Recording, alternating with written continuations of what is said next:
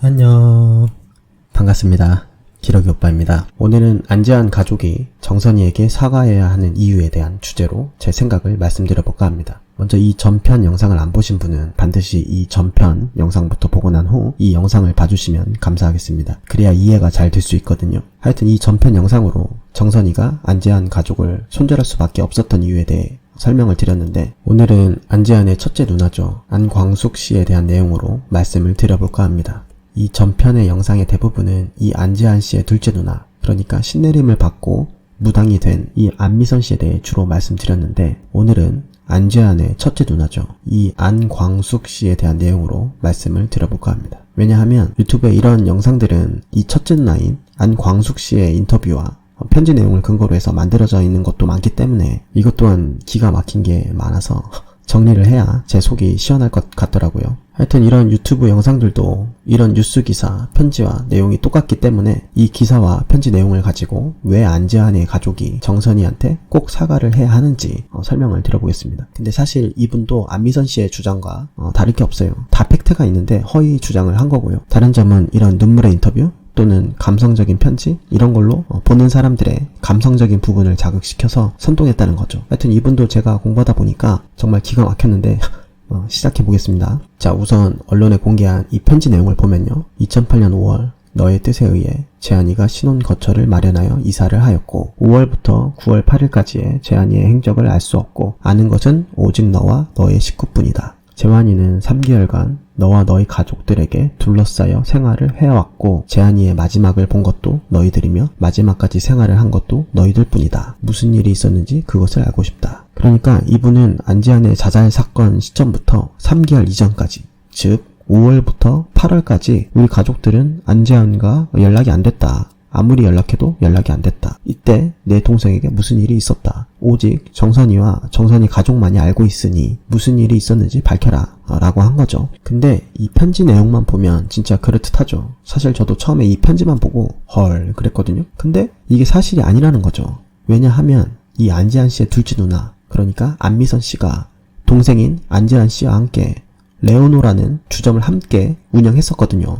자, 이 기사를 보세요. 안재환 운영하던 주점 레오노. 안재환과 함께 호프집 클럽 레오노를 운영하던 셋째 누나 안미선 씨는 재한이에게 돈을 빌려준 사람이 한 명 다녀갔을 뿐 그는 사채업자가 아니에요. 사업을 하다 보면 누구나 빚을 지기 마련이에요. 자, 이 기사를 보면 안미선 씨가 클럽 레오노를 동생인 안재환 씨와 함께 운영했다는 것을 알 수 있죠. 이 인터뷰가 증거죠. 그리고 이 기사를 보면 안재한의 누나 안미선 씨가 동생의 가게도 장사가 잘 돼 임대료가 잠시 밀린 것 외에 큰 빚은 없었다고 말했다. 또 재한이는 바로 죽기 전에 밀린 임대료를 나한테 주고 조금만 힘내자고 했다. 자, 이 인터뷰에서 결정적인 증언을 한 거예요. 재한이는 바로 죽기 전에 밀린 임대료를 나한테 주고 조금만 힘내자고 했다. 자, 그러니까 안재한 씨는 바로 죽기 전 시점에도 누나랑 연락도 잘하고 한 거예요. 이 안광숙 씨는 그렇게 자기 남동생이 걱정돼서 연락을 하고 싶었으면 자꾸 정선이 씨한테 묻지 말고 자기 여동생인 안미선 씨한테 물어보면 간단한데 왜 자꾸 정선이 너만 알고 있다, 너와 너의 가족만 알고 있다, 이런 식으로 말도 안 되는 얘기를 할까요?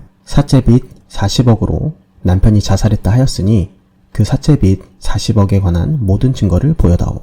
자, 이거는 저번 영상에서도 다뤘던 내용인데요.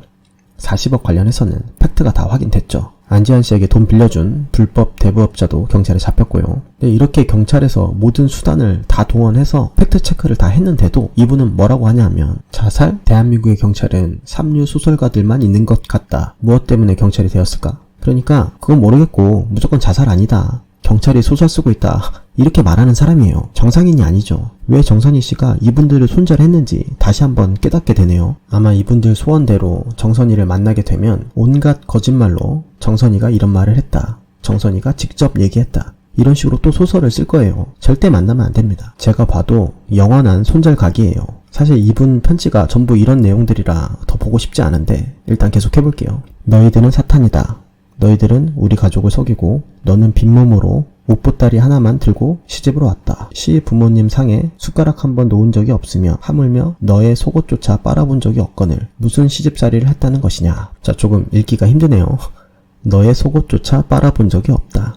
근데 이걸 이분이 어떻게 할까요? 속옷 안 빨아입는 사람이 세상에 있나요? 근데 신기하게도 이런 걸 읽고 눈물이 나네요. 정선이 진짜 쓰레기네. 이렇게 댓글 다는 분들이 생각보다 많다는 거죠. 계속하면 왜 그 아이를 찾지 못하게 했느냐? 왜 실종신고를 그토록 막았느냐? 공인이기에 실종신고를 하지 않았다? 실종신고만 하였으면 재한이는 지금도 살아서 우리 가족의 옆에 있었을 것을. 너는 부모님과 미선이를 속이고 너는 살인자다. 실종신고만 했으면 그 아이는 지금 살아있을 텐데. 계속 실종신고 안 해서 안지환이 죽었다고 하죠. 답답하네요. 이 부분은 이전 영상에서 자세히 설명했기에 넘어가도록 하겠습니다. 너의 방정맞은 촛불 집회 발언으로 인하여 그 많은 비난과 욕설을 듣고도 정선희 씨의 촛불 집회 발언도 하네요. 근데 이 발언을 보면 나라 물건 챙겨서 파는 사람들이 있는데 아무리 광우병이다 뭐다 해서 애국심을 불태우면서 촛불 집회에 참석하더라도 환경 오염시키고 맨홀 뚜껑을 가져가는 사소한 일들이 사실은 양심의 가책을 느껴야 하는 범죄다. 이 말에 솔직히 잘못된 게 있나요? 저는 맞는 소리를 한 것 같은데요. 집회를 할 거면 질서를 지키면서 해야죠. 당연한 거 아닌가요? 근데 사실 정선희 씨가 이 발언으로 극좌파 세력한테 엄청난 공격을 받았죠. 이 부분은 너무 기니까 제가 다른 영상으로 올리도록 하겠습니다. 재한이에게는 생활비 이외에는 받으신 적이 없고 우리들 또한 지금까지 재한이에게 모든 것을 해주었어도 받은 것이 하나도 없다. 손수건 한 장도 받아본 적이 없다. 왜냐하면 그 아이는 동생이자 아들이니까. 부모님의 사랑은 주는 것이지 받는 것이 아니니까. 그러나 너와 너의 가족은 재한이에게 많은 것을 받기만 해왔다. 요구만 해왔다. 너희들이 제일 좋아하는 돈. 이분 주장에 따르면 정선희 씨는 돈밖에 모르는, 그러니까 돈에 미친 여자고 우리 가족은 더러운 돈, 그딴 거 필요 없고 사랑밖에 없는 사람들이다. 이런 내용이잖아요. 근데 이 부분을 보세요. 9월 11일 장례식장 가족실에서 조의금 정리가 끝나고 내가 조의금 9,800여만 원 중 예상비용을 제외한 5천만 원을 선희를 위해 쓰십시오 하자 너의 어미는 선희에게 물어봐야 한다 하고 너의 오라비가 너에게 물어보고 들어와 선희가 부모님께 모두 드리라 했다 하기에 나는 그럴 수 없다 하였지만 너희 어미는 선희 말 안 들으면 큰일 난다 하여 나는 감사합니다 하고 받았다. 그런데 돈 안 밝히고 사랑밖에 없는 사람들이 왜 장례식하고 남은 부의금 5천만 원을 감사합니다 하고 받았나요? 그리고 왜 돈만 밝히는 정선희 씨는 안지환 가족들한테 부의금을 주라고 했을까요? 아니, 부의금은 당연히 남편을 잃고 미망인이 된 정선희 씨가 가져가야죠. 상식 아닌가요? 근데 제가 이분 글을 가만히 읽다 보면 이분 진짜 정상인이 아니에요. 이따가 제가 몇 개 더 보여드릴게요. 혹시나 왜 정선희 씨가 부의금을 가져가야 하는지 모르는 분이 있을 수도 있어서 관련된 내용을 찾아봤는데요. 우리 아들 목숨 값이야. 남편 장례식 부의금 가져가 돌려주지 않는 시부모. 이 기사를 보세요. 갑작스러운 남편의 사망에 정신을 차릴 수 없었지만 A씨는 가족들의 도움으로 장례식을 마쳤다. 그런데 부의금 때문에 갈등이 생겼다. 남은 2,700만 원을 시어머니가 가져가 버린 것이다. 부의금 소유자는 사망한 사람의 상속인. 변호사들은 시부모가 부의금을 가져갈 근거가 없다고 말했다. 법적으로 부의금은 사망한 사람의 상속인 몫이기 때문이다. 부의금 반환 청구 소송으로 돌려받을 수 있어. 만약 부의금을 돌려주지 않으면 부의금 반환 청구 소송을 하면 된다. 그러니까 법적으로 부의금은 사망한 사람의 상속인 몫이에요. 정선희 몫이죠. 근데 정선희 씨는 안지환 가족한테 그걸 준 거예요. 그래서 저는 이분이 당연히 정선희 씨 몫인데 왜 이 돈을 선희를 위해 쓰십시오 라고 말했는지도 모르겠고요. 그 돈을 가지라고 했다고 그걸 감사합니다 하고 받는 것도 비상식이라고 생각해요. 그리고 그 돈을 받았으면 정선희 씨한테 고마워해야죠. 적어도 돈 얘기는 하지 말아야죠. 정선희는 돈에 미쳤고 우리는 사랑밖에 없고 이런 얘기를 어떻게 합니까? 사람 맞아요? 정선희 씨는 부의금 반환 청구 소송해서 빨리 돈 돌려받으세요. 이런 사람들한테 잘해주면 안 됩니다. 욕만 먹잖아요.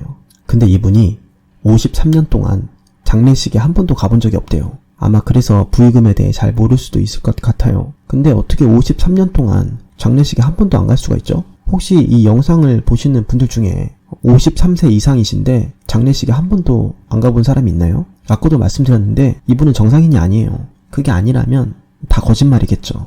이 편지 내용의 대부분이요. 이런 부분을 주목해서 잘 봐야 합니다. 이거 읽다 보면 정선희 씨가 너무 불쌍하다는 생각이 계속 들어요.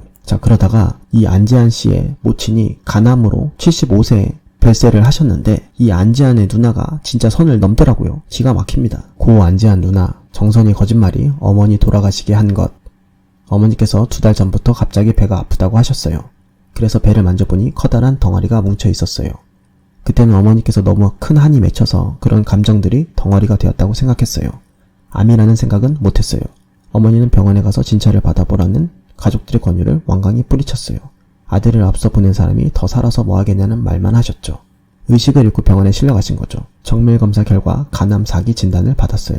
재환이의 사채 빚이 40억이었다거나 아직도 부채를 갚고 있다는 등의 발언에 어머니가 힘들어하셨다고 전했다. 이어 그때부터 어머니는 삶을 포기하셨다. 내가 죽어야 정선이가 거짓말을 그만할 것이라며 힘들어하셨고 병원 치료도 투약도 모두 거부하셨다. 진짜 제가 저거 인터뷰 한 거 보다가 진짜 화가 많이 나더라고요. 와. 사실 제 아버지도 간암으로 돌아가셨기에 이 부분에 대해 제가 잘 알거든요. 간암은요, 다른 암이랑 달라요. 갑자기 걸리는 병이 아니에요. 간은 침묵의 장기라고 하죠. 이미 오랜 기간 간이 손상되어 있다가 통증이 느껴져 그제서야 발견하면 간암 말기인 거예요. 간암 말기는 살기가 힘들어요. 이미 다른 장기로 전이도 됐을 거고요. 그래서 간암은 예방 말고는 방법이 없는 거예요.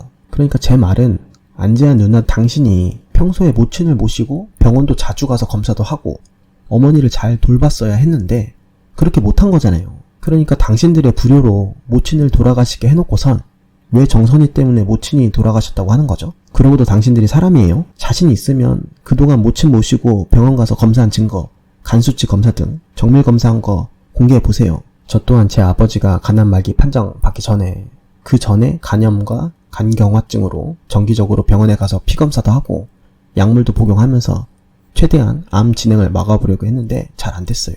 그런데 아직도 후회하는 게 조금 더 빨리 아버지를 모시고 병원에 갔었어야 했는데 라고 아직도 저를 자책하는데 모친이 간암으로 돌아가신 게 정선이 때문이에요? 이런 걸 인터뷰라고 하는 거예요? 정말 사람 맞아요? 자기한테 돌 던지고 있는 걸 모르나요? 진짜 반성 좀 하세요. 와, 제가 진짜 욕을 진짜 안 하는 편인데 진짜 욕 나올 것 같네요. 하여튼 오늘 결론입니다. 내가 한 모든 말에 잘못이 있다면, 증명 자료가 있다면 너에게 사과를 할 것이다. 자, 모두 증명됐으니 어서 정선희 씨에게 사과하시기 바랍니다. 오늘은 여기까지 하겠습니다. 오늘 영상이 유익하셨다면 구독과 좋아요 부탁드리겠습니다. 그럼 안녕.